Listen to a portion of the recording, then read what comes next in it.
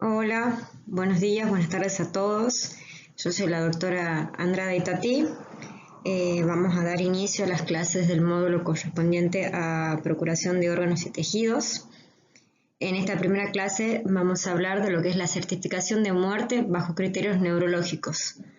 Vamos a comentar un poquito cuál es el protocolo nacional para determinar el cese irreversible de las funciones encefálicas. Antes de entrar específicamente en lo que es el protocolo, vamos a definir lo que es muerte encefálica. Se entiende como el cese irreversible de las funciones de todas las estructuras neurológicas intracraneanas, tanto de lo que son los hemisferios cerebrales como del tronco encefálico. Hay una lesión intracraneal extrema, lo que se llaman lesiones devastadoras o catastróficas, que producen un aumento incontrolado de la presión intracerebral. Esto lleva a una herniación de las estructuras cerebrales. Cuando la PIC supera la presión arterial sistólica, se produce el cese del flujo sanguíneo cerebral. A medida que se instala este evento, empieza a ocurrir una isquemia cefalocaudal con deterioro de todas las funciones mediadas por la corteza y por el tronco encefálico, lo que lleva a la pérdida de reflejos específicos. Y pueden o no estar presentes los reflejos de la médula espinal. Esto es un punto a aclarar, porque en la muerte encefálica se pierden los centros centrales y pueden persistir lo que son los centros dependientes de la médula espinal.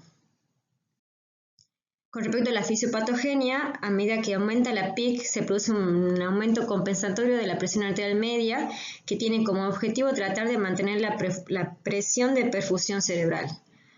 Un signo clínico de la hipertensión endocraniana es la triada de Cushing, donde hay presencia de bradicardia, hipertensión arterial y patrón respiratorio irregular. A medida que la PIC aumenta a valores críticos, hay una disminución de la presión de perfusión cerebral y se instala lo que hablamos en la diapositiva anterior, lo que es el deterioro rostro-caudal de forma progresiva. Es decir, se inicia una isquemia mesencefálica, seguida de una isquemia protuberancial y por último una isquemia vulvar. En el primer momento hay una activación de los centros parasimpáticos, seguidamente de una activación de los centros simpáticos, instalándose ciertos patrones hemodinámicos característicos. Uno es la tormenta adrenérgica. Es un evento que se produce inmediatamente antes del cese de la perfusión cerebral. Es la respuesta autonómica máxima para tratar de mantener la perfusión cerebral. El paciente presenta hipertensión, taquicardia, arritmia y disminución del gasto cardíaco. Cuando la presión intracerebral adquiere niveles extremadamente críticos, igual a la presión arterial media y la presión de perfusión cerebral llega a cero. En ese momento se instala lo que es la parada circulatoria cerebral. Se produce entonces lo que es una desconexión del centro medular. Se anulan todas las vías simpáticas espinales con pérdida de la aferencia al sistema cardiovascular. Esto se conoce como simpatectomía total. Y se instala un segundo patrón hemodinámico con vasodilatación y bradicardia que lleva finalmente a la hipotensión, a la hipovolemia y a la hipoperfusión orgánica. Todas estas eventualidades neurológicas llevan a una respuesta inflamatoria sistémica, disfunción de todos los centros neuroendocrinos y a una falla orgánica múltiple.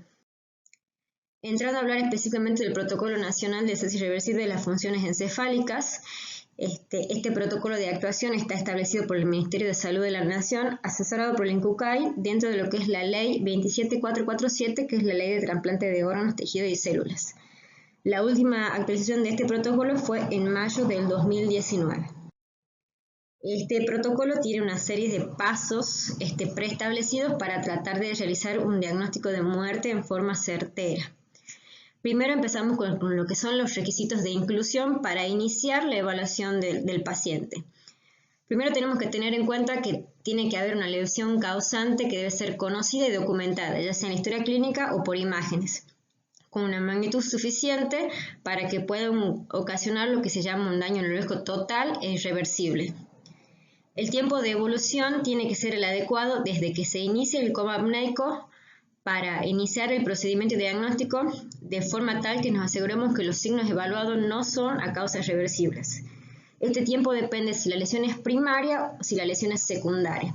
En caso de la lesión primaria no hay un tiempo protocolizado, sino que determina una valoración individual según cada paciente y esto está a cargo del médico especialista. Esto más que nada tiene en cuenta el tipo de lesión, la evolución del tiempo de la lesión, si el paciente tuvo o no reanimación, si tuvo alguna intervención.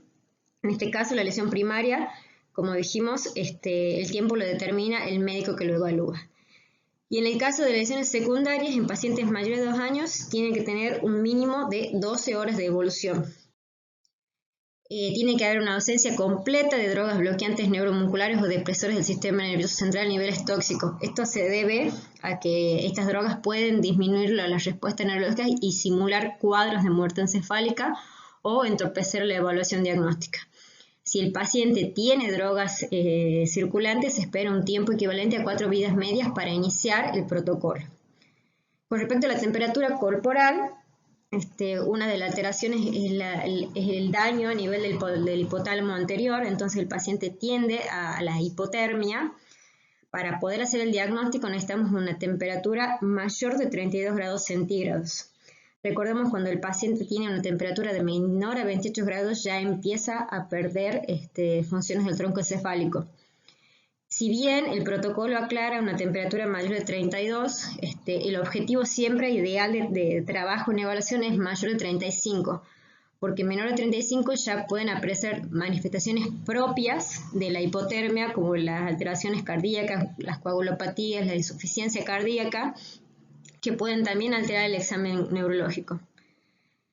Por otro lado, también tiene que haber ausencia de disturbios metabólicos endocrinos que puedan entorpecer el examen. Acá hablamos de los que son los comas hipoglucémicos, los comas hipotiroideos, la hipofosfatemia severa, alteraciones hepáticas renales que pueden producir daño cerebral. Y por último, una presión sistólica mayor a 90 o una presión arterial media mayor a 60, teniendo en cuenta también una adecuada ventilación y oxigenación. Es decir, para que podamos iniciar la evaluación neurológica, el paciente tiene que tener todos sus parámetros vitales conservados. El segundo paso es el examen clínico neurológico. Consiste en una exploración neurológica completa para determinar la ausencia de función de la corteza y del tronco encefálico. Tiene 4 ítems fundamentales. En primer lugar, el paciente tiene que estar en un coma profundo sin respuesta de origen encefálico. Estamos hablando de un paciente con un Glasgow de 3. Hipotonía flácida, sin movimientos espontáneos o inducidos de origen encefálico. Ausencia de todos los reflejos del tronco y apnea definitiva. Ahí hacemos lo que es la prueba de oxigenación apneica o lo que se conoce como test de apnea. Y es importante acá que la presencia de los reflejos medulares no invalida el diagnóstico de muerte encefálica, que es lo que hablábamos al principio de la clase. Con respecto a la pérdida de los reflejos del tronco, recordemos que la secuencia es de forma bilateral, rostro-caudal y secuencial. Hay alteración pupilar con un reflejo fotomotor abolido, ausencia de la sensibilidad de la respuesta motora facial, corneano-mandibular abolido, sin respuestas de muecas de dolor ante estímulos nociceptivos. Ausencia de movimientos oculares espontáneos y reflejos. Aquí evaluamos lo que es los reflejos oculocefálicos y ocusvestibulares. Y por último, ausencia de reflejos vulvares, ausencia de reflejo tusígeno, de reflejo faríngeo, y falta de respiración vulvar. Bueno, que lo que se hace es la prueba de oxigenación apneica. Analizando uno por uno, a nivel del reflejo fotomotor se debe iluminar el ojo con una fuente de luz intensa de forma individual y se analiza la pupila por 60 segundos para descartar alguna respuesta lenta. Si hay alguna duda, se utiliza algún método de amplificación óptica como son las lupas. Cuando tenemos muerte encefálica, las pupilas están reactivas a la luz, sin respuesta consensual. Pueden ser redondas, ovales o discóricas, pero el tamaño siempre tiene que ser medio o midriático, es decir, de 4 a 9 milímetros. La vía aferente en este caso es el nervio óptico, la eferente es el nervio motor ocular común, y a nivel anatómico estamos evaluando el mesencéfalo. Seguimos con el reflejo corneano. Se hace un estímulo puntual con un hisopo de algodón a nivel de la córnea. Ante la falta de respuesta se puede hacer un estímulo un poco más intenso, que en vez de hacer un estímulo puntual se hace un deslizamiento. Hay que tener mucha precaución cuando uno hace este reflejo para no producir abrasión corneal, tratando de preservar las córneas para una futura ablación de córneas. En la muerte encefálica no hay contracción palpebral ante este estímulo, no hay lagrimeo ni enrojecimiento ocular. La vía aferente es el nervio trigémino, la vía eferente es el nervio facial y a nivel anatómico que estamos evaluando empezamos a descender y estamos a nivel de la protuberancia. Con respecto a la respuesta al dolor, la estimulación analgésica se realiza en todo lo que es el territorio trigeminal, o sea, se hace un estímulo a nivel supraorbitario del labio superior o en la articulación temporomandibular. Cuando el paciente tiene muerte encefálica no hay ninguna respuesta ni motriz ni vegetativa, ni respuestas de descerebración o decorticación. La vía aferente, como dijimos recién, es el nervio trigémino, la eferente es el nervio facial y a nivel anatómico es el nivel de la protuberancia y en sí todo el tronco encefálico porque los núcleos trigeminales se encuentran en toda la extensión del tronco. Ante estímulos periféricos puede haber respuestas espinales de miembros o de musculatura axial y esto no indica funcionamiento central. Siempre la estimulación tiene que ser a nivel trigeminal, a nivel de los pares craneanos. Con respecto al reflejo oculocefálico, en este caso se tienen que mantener los ojos abiertos del paciente y se realizan giros rápidos de la cabeza en sentido horizontal, manteniendo la posición final en cada rotación. Es muy importante que en el caso de la respuesta normal, en este caso sería un movimiento del eje del globo ocular con la cabeza. Y en la muerte encefálica no hay ningún tipo de movimiento ocular. Los ojos se desplazan con la cabeza, pero no hay movimiento dentro de la órbita. La vía aferente es el nervio auditivo, la vía eferente está a cargo del nervio motor ocular común y el motor ocular externo, y a nivel anatómico estamos a nivel bulbo protuberancial. Seguimos con el reflejo oculovestibular. En este caso se posiciona la cabeza a 30 grados, se debe inyectar en el conducto auditivo externo 50 ml de suero frío a una temperatura de 4 grados centígrados por medio de un catéter blando. Y se mantienen los ojos abiertos y se observa durante 1 minuto. Normalmente vamos a tener un nistagmo de componente lento hacia el oído irrigado y de componente rápido que se aleja del lugar irrigado. Se esperan 2 minutos para hacer la evaluación del ojo contralateral. Y en el caso de la muerte encefálica no hay ningún tipo de respuesta. La vía aferente está dada por el nervio auditivo, la vía eferente está a cargo del nervio motor común y del motor ocular externo y seguimos a nivel bulbo protuberancial. Luego ya evaluamos los reflejos vulvares, donde tenemos el reflejo nauseoso y el reflejo tusígeno. En el caso del reflejo nauseoso se debe estimular el velo del paladar, la úvula y la orofaringe con un bajalego o con la movilización del tubo endotraqueal. Lo que vamos a ver en la muerte encefálica es la ausencia de respuesta. Y en el caso del reflejo tusígeno se introduce una sonda por el tubo endotraqueal estimulando la carina traqueal. Y en la muerte encefálica no hay ninguna respuesta ni tusígena ni contracciones ni movimientos del tórax.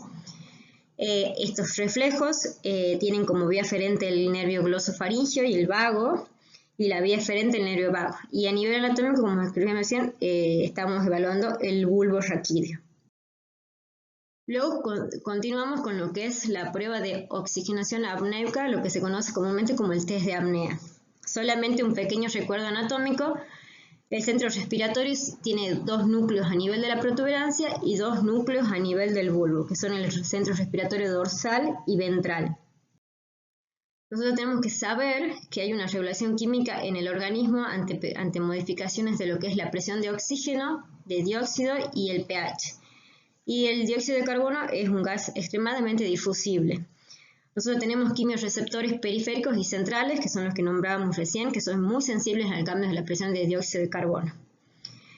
¿Cuál es el fundamento de este test? Producir una hipercapnia y de esa forma estimular el centro vulvar para tratar de eliminar CO2. El umbral de estimulación del centro es de 60 milímetros de mercurio. Es decir, cuando uno estimula y va aumentando la CO2 en el organismo, cuando llega a 60, se activa el centro vulvar y para iniciar el esfuerzo inspiratorio y tratar de eliminar la CO2. Un dato importante que cuando tenemos una CO2 más de 100, puede haber narcosis por CO2, por lo tanto puede haber alteración sesgada en nuestro examen y no se puede realizar un test de apnea con valores extremadamente altos de CO2. El objetivo de esta prueba es demostrar la ausencia irreversible de respiración espontánea mediante el cese de los movimientos respiratorios cuando se alcanza una CO2 mayor a 60 milímetros de mercurio o 20 milímetros superior al valor basal de inicio del test. El objetivo es evaluar la pérdida de funcionalidad del tronco encefálico. ¿Qué es lo que queremos decir? Aumenta la CO2 en un estímulo crítico, que es de 60 milímetros de mercurio, y no se observa activación del centro central.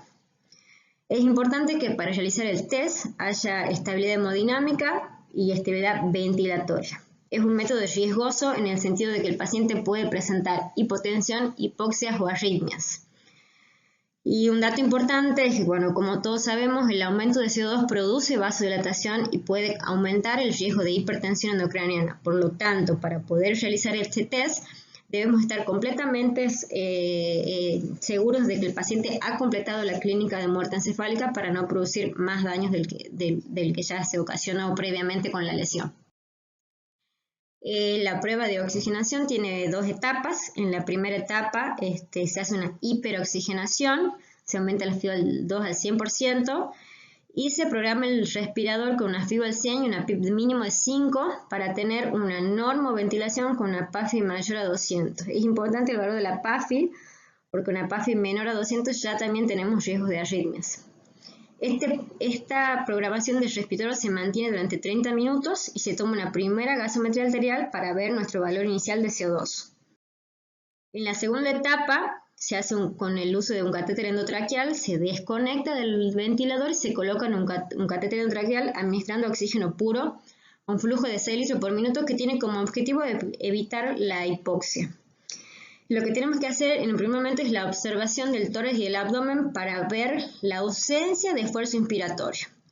Esta prueba se hace durante 5 a 8 minutos según el nivel inicial de CO2 que tengamos. Si no hay gasometría, la prueba es solamente clínica con un tiempo de 10 minutos. En cada minuto de desconexión debería aumentar la CO2 entre 2 y 3 milímetros de mercurio. Luego de estos 8 minutos se toma una nueva muestra y se reconecta al paciente al ventilador. Un modo alternativo es hacer la prueba en modo CPAP. Esto se utiliza más que nada cuando se trata de realizar una ablación pulmonar para no llevar a la desconexión con la pérdida de presión y las consecuencias de atelectasias pulmonares. Es importante cuando vamos a hacer el modo CPAP poner un trigger por presión y hay que suprimir los respaldos y las alarmas para evitar que un fenómeno de autociclado no haya una confusión con un esfuerzo, con lo que no sería un esfuerzo inspiratorio. Si hay movimientos respiratorios o alguna alteración hemodinámica, arritmia, desaturación o hipotensión, se interrumpe la prueba y se conecta al ventilador y se debe realizar otra prueba diagnóstica. ¿Cuáles son las interpretaciones? La prueba es negativa si el paciente tiene movimientos respiratorios antes de los 8 minutos. En ese caso, descartamos el diagnóstico de muerte encefálica. La prueba es positiva cuando hay ausencia de movimientos respiratorios con una CO2 final de 60 milímetros de mercurio o más, o con un incremento igual o mayor a 20 milímetros de mercurio desde el nivel inicial. Es decir, estamos hablando que no hay respuesta a nivel central. Y se dice que la prueba es indeterminada cuando al final de la prueba no se obtiene 60 milímetros de mercurio o una diferencia de 20 milímetros sobre el basal. En este caso la opción es repetir el test nuevamente. Si hay una imposibilidad de realizar el test de apnea, por ejemplo un paciente con mucha inestabilidad hemodinámica o con alto requerimiento ventilatorio, se deben utilizar otros métodos de diagnóstico, que ya lo vamos a ver más adelante. Esto nada más es un resumen de los reflejos de las vías y de los niveles anatómicos que estamos evaluando para hacer el examen neurológico. Luego pasamos al tercer punto en el protocolo, que es el periodo de observación, es decir, el tiempo que persiste la clínica compatible con muerte encefálica según la edad del paciente. Generalmente en mayor de 1 año por lo menos tiene que ser de 1 hora de duración. Básicamente se hace el examen neurológico, se hacen las pruebas instrumentales, se mantiene una conducta expectante de al menos 1 hora y se vuelve a reevaluar para ver específicamente que el paciente continúa con la clínica evidenciada previamente. Bueno, pasamos a los métodos instrumentales. El método instrumental siempre se va a adecuar a la situación clínica del paciente. Tenemos lo que son los electrofisiológicos, que acá se encuentra lo que es el electroencefalograma y los potenciales evocados, y los métodos de flujo sanguíneo cerebral. Acá se encuentra el Doppler transcraneal, la arteriografía de los 4 vasos, la angiografía cerebral radioisotópica y la angiografía cerebral por angiotomografía multicorte y estudio de perfusión cerebral. En estos 3 últimos, la desventaja de estos estudios que requieren el traslado de un paciente que ya está en situación de traslado crítico. Empezamos a comentarles un poco cada uno de ellos. Les voy a comentar lo que es básicamente el electroencefalograma, que consiste en el registro gráfico de la actividad bioeléctrica de la corteza cerebral. Solamente unas consideraciones importantes, que tienen que ser un mínimo de 8 electrodos fijados al cuero cabelludo, en todo lo que es el área frontal, parietal, temporal y occipital, para tratar de evaluar todas las zonas, tanto motoras, sensitivas, sensoriales y psíquicas. En este caso no se usan electrodos de contacto, sino electrodos de inserción, electrodos de aguja, con una distancia entre los electrodos bastante amplia, de por lo menos 10 centímetros, lo que va a permitir detectar señales de muy bajo voltaje. Se obtienen ondas con un gráfico bidimensional de amplitudes en función del tiempo. Cada trazo o cada derivación corresponde a las diferencias de voltaje entre 2 electrodos de registro en un instante determinado. La actividad bioeléctrica se registra según especificaciones técnicas de amplitud, de impedancia, de filtros, y es muy importante acá lo que hablamos de monitoreo de artificios. Cuando se hace el electroencefalograma no tiene que no se tiene que estimular al paciente, prácticamente no hay que tocarlo al paciente para no crear ningún artificio que pueda generar un estímulo inexistente.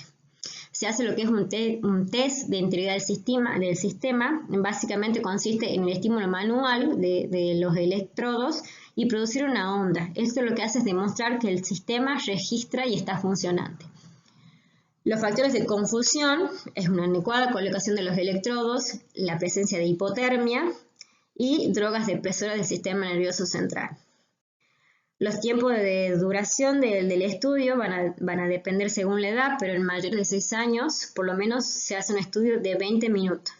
Si no llegara a ser concluyente porque se demostraran algunas respuestas de ondas lentas, se repite a las 6 horas. Y acá es muy importante esta parte donde nos aclara que un electroencefalograma isoeléctrico no es sinónimo de muerte encefálica. Un electroencefalograma isoeléctrico lo que nos habla es de la corteza cerebral.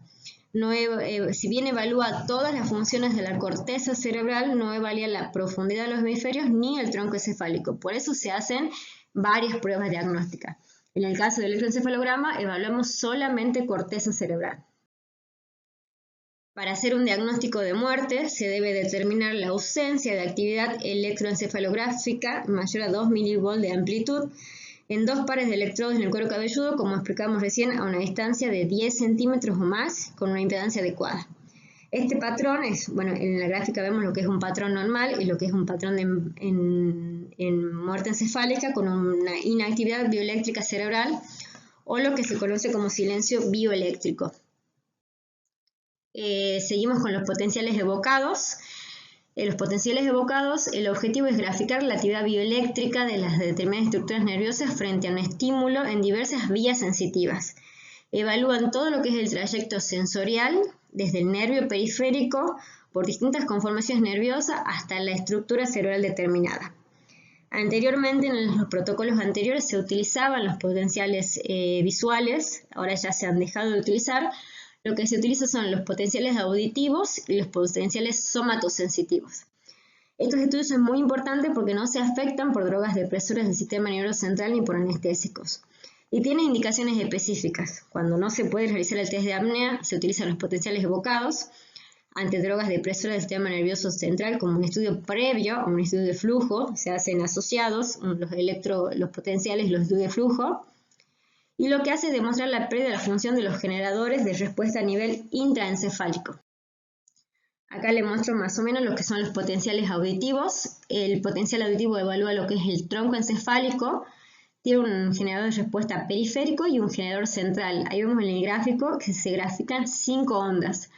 Las ondas 1 y 2 las ondas 1 y 2 se refieren a lo que es el órgano periférico, y a partir de la onda 3 y la onda 5 son las respuestas centrales.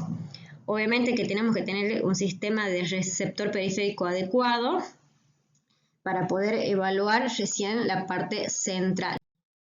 Acá lo que vamos a ver, en el primer gráfico se ven las 5 ondas, es decir, respuesta periférica y respuesta central. Y en los otros gráficos vemos el patrón de muerte encefálica, donde hay ausencia de toda onda posterior a onda 2 de forma bilateral. La mayoría de los estudios muestran directamente ausencia de toda respuesta, es decir, cuando la muerte encefálica ya está avanzada, se puede observar como el último gráfico de la derecha, donde hay una onda plana en evaluación. Si hay onda 3 o cualquier onda posterior a esta, se habla de actividad central y se descarta el diagnóstico de muerte encefálica. En el caso de los potenciales somatosensitivos, si bien estos son un poquito más complejos, el fundamento es el mismo. A su vez, aparte del tronco encefálico, también evalúan la corteza, se hacen pulsos eléctricos en el nervio mediano de la muñeca.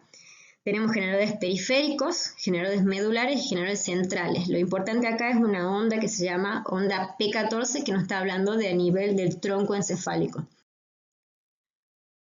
Entonces acá vamos a ver que en el registro de muerte encefálica hay ausencia de respuesta cortical y de cualquier onda posterior a la onda P14 en la derivación de referencia no cefálica. Básicamente, ¿qué lo quiere decir? No hay respuesta cortical ni de tronco y hay preservación de las primeras ondas, que son las respuestas extracraneales. Seguimos con los métodos de flujo sanguíneo encefálico, donde un método de estudio muy importante que tiene mucho auge en este momento es el Doppler transcraneal. Consiste en la insonorización del aro vascular con detección de un patrón sonográfico de parada circulatoria cerebral, tanto en el territorio anterior como en el territorio posterior. En el territorio anterior se evalúa la arteria cerebral media o en su defecto la arteria carótida interna. Si no tenemos buena señal por la ventana temporal, se busca el sifón carotídeo en la ventana oftálmica o la carótida interna extracraneana. Y en el territorio posterior se trata de isonar el tronco basilar o en su defecto ambas arterias vertebrales. Se tiene que visualizar cada arteria por lo menos 30 segundos y en dos profundidades diferentes separadas por 5 milímetros de diferencia.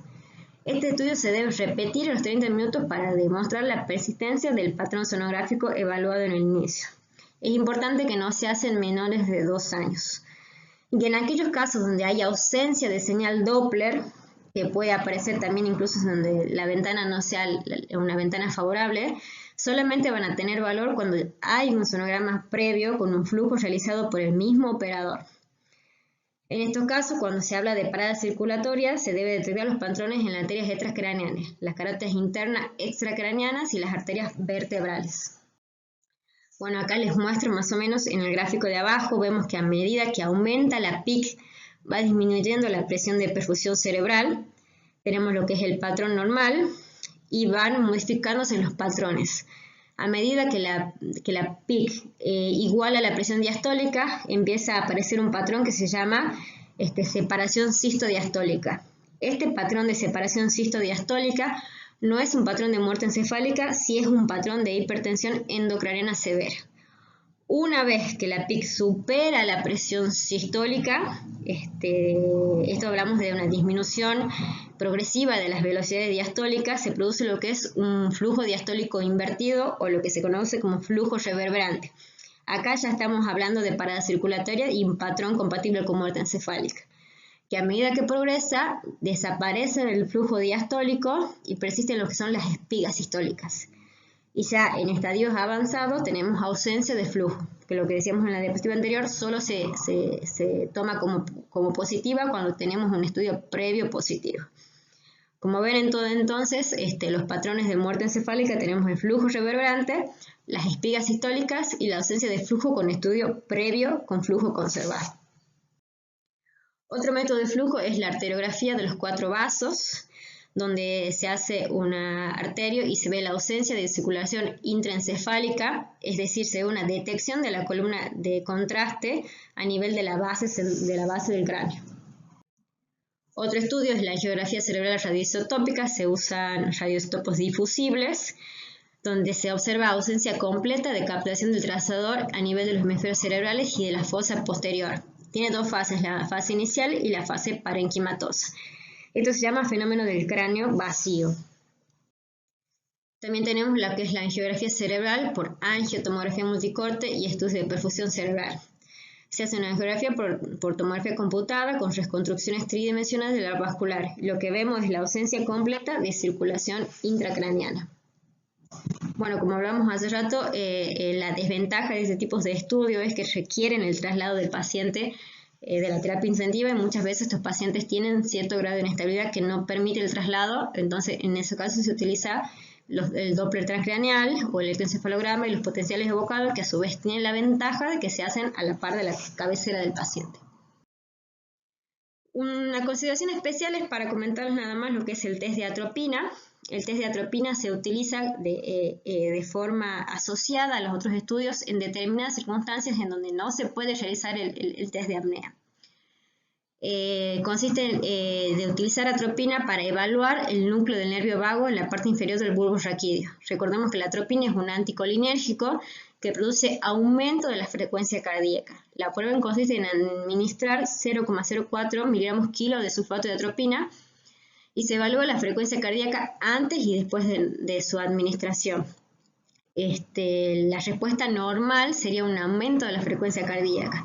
En el caso de la muerte encefálica tenemos una prueba negativa.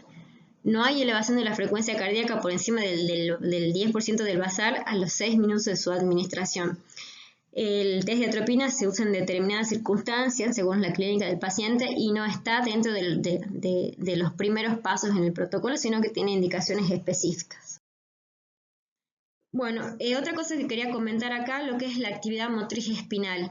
Esto es muy importante aclararlo porque cuando tenemos un paciente con muerte encefálica que tiene actividad motriz y tenemos personal que desconoce estas eventualidades, pueden causar confusiones en lo que es el diagnóstico no de muerte. La actividad motriz se produce ante la presencia de contracciones musculares espontáneas o inducidas de un paciente con muerte encefálica, que son debidas a respuestas reflejas de la médula espinal y no a nivel central. Se deben a actividad intersegmentaria a nivel medular, donde no hay ningún control de los centros encefálicos. Por eso nunca se van a presentar ni en el área trigeminal ni facial, solamente en el territorio espinal. Pueden ser movimientos espontáneos o inducidos. Los movimientos espontáneos se producen ante estímulos como la hipoxia o la hipotensión arterial, que desencadenan un reflejo de liberación espinal, o inducidos ante la extensión mecánica de raíces medulares o compresión directa de la médula. Es decir, nosotros hacemos reflejos de movimiento cervical y se mantiene flexión del brazo, flexión de la cadera y contracción abdominal. Pueden haber hemioclonía, fasciculaciones, reflejos osteotendinóseos, flexiones de los miembros, tanto un reflejo plantar en extensión o en flexión, movimientos similares a lo que es la extensopronación e incluso movimientos de retirada.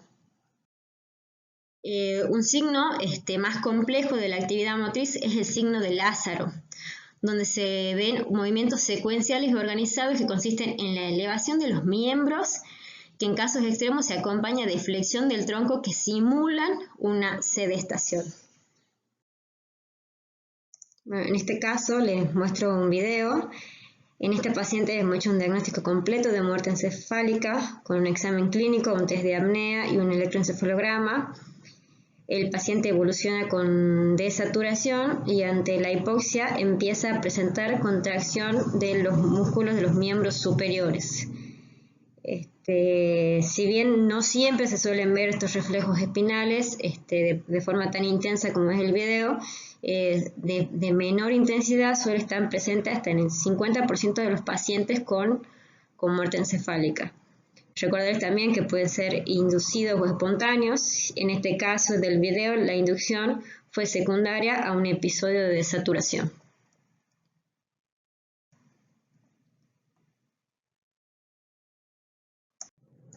Bueno, como para ir concluyendo, para comentarles nada más que en el protocolo nacional se habla aparte de situaciones especiales donde no se puede seguir el lineamiento inicial.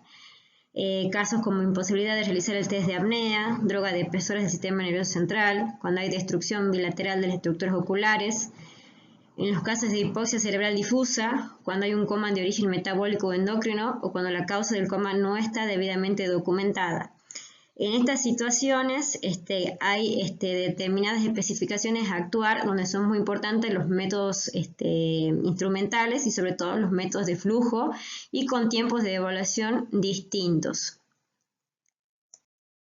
Y por último, para comentarles nada más que la hora de fallecimiento es la hora en la que se realiza el diagnóstico completo de muerte bajo criterios neurológicos. Es muy importante porque tiene una implicancia médica, ética y legal. ¿Por qué? Porque según la condición del individuo se lleva a la realización de extracción de órganos para trasplante o al retiro del soporte artificial. Toda la actividad comprendida en el marco del Protocolo Nacional de Muerte Encefálica tiene un valor legal y tiene que estar documentada en la historia clínica con firma y sello del médico a cargo. Bueno, muchas gracias, espero que la clase haya sido útil y cualquier duda o consulta estamos en el foro.